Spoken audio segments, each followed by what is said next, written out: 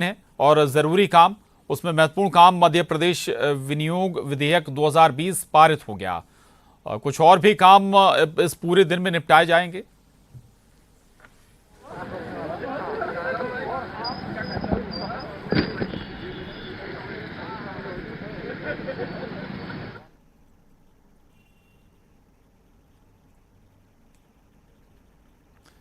चलिए शरद के पास हम दोबारा चलेंगे, दोबारा संपर्क करने की कोशिश करेंगे, लेकिन आपको बता दें कि मध्य प्रदेश विनियोग विधेयक 2020 पारित हो गया है।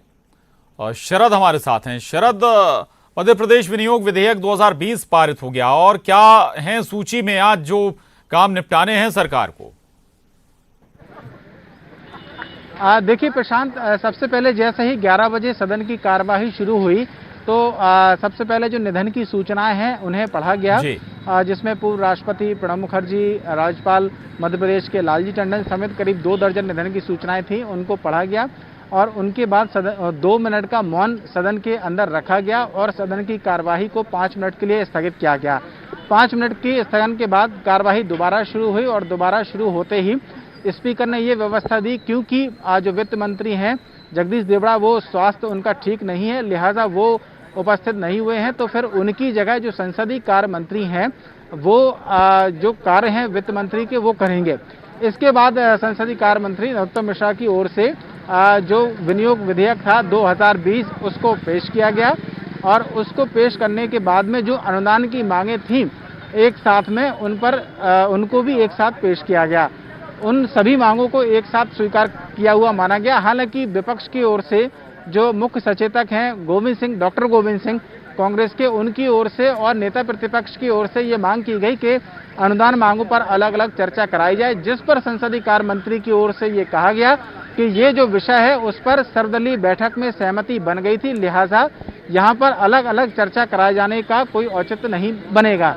और फिर इसके बाद में जो विनियोग विधेयक है वो पारित कर दिया गया। तो ये बड़ी खबर है, ये विनियोग विधेयक जो सबसे महत्वपूर्ण था सरकार के लिए वो पारित हो गया है। जो विपक्ष था उसकी आपत्ति थी कि अनुदान मांगों पर अलग अलग चर्चा कराई जाए, जिसे स्वीकार नहीं किया गया, ये कहते हुए कि सर्वदलीय बैठक में पहले से इस पर चर्चा हो गई है। बाकी के जो अध्यादेश आने थे वो सभी पटल पर रख दिए गए हैं। जैसे ही और अधिक सूचना हमें प्राप्त होगी अंदर की, क्योंकि मीडिया को अंदर जाने की अनुमति नहीं दी गई है, लिहाजा विधानसभा के अंदर से जो जानकारी सूत्रों के हवाले से हमारे पास आती है वो हम अभी दे रहे हैं। तो अभी तक की जानकारी के मुताबिक मध्य प्रदेश विनियोग विधेयक 2020 पारित कर दिया गया है। ये बड़ी खबर है और ये सबसे जो महत्वपूर्ण काम है आज एक दिन के सत्र में सरकार को करना था। जी बिल्कुल एक और महत्वपूर्ण बात शरद, चूंकि आप बता भी रहे हैं कि कई जो महत्वपूर्ण विधेयक हैं वो पटल पर रख दिए गए, स्वाभाविक है कि एक दिन का वक्त है तो चर्चा का बहुत स्पेस या बहुत संभावनाएं हैं नहीं, स्वाभाविक है कि फॉर्मेलिटी के साथ इन्हें जल्दी पास किया जाएगा। शरद?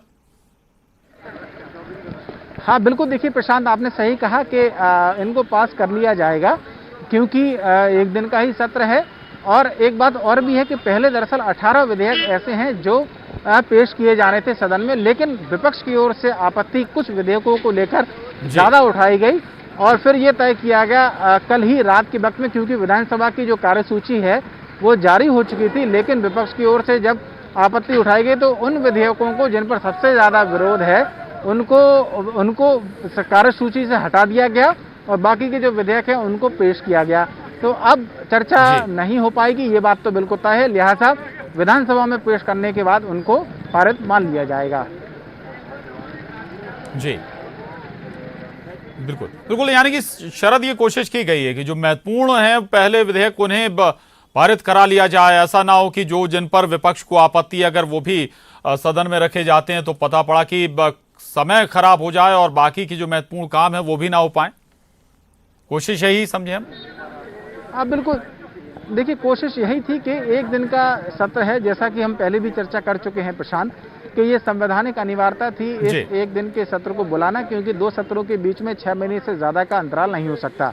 यही वजह है कि सत्र एक दिन का हो रहा है और फिर उसमें सरकार की कोशिश ये है कि जो सबसे ज्यादा महत्वपूर्ण काम है, विनियोग का सबसे महत्वपूर्ण काम था जो जैसा कि हमने बताया उसको पूरा कर लिया गया है। और उसमें भी जब सर्वदलीय बैठक हुई थी तो सर्वदलीय बैठक के बाद में नेता प्रतिपक्ष कमलनाथ से ये सवाल भी किया गया था, तो उन्होंने कहा था कि दरअसल बजट एक ऐसी चीज है जो प्रदेश की जनता के और हित की बात है, इसलिए हमने उस पर अपनी सहमति दे दी है। बाकी के विषयों पर उन्होंने कहा था कि चर्चा कराई जानी चाहिए।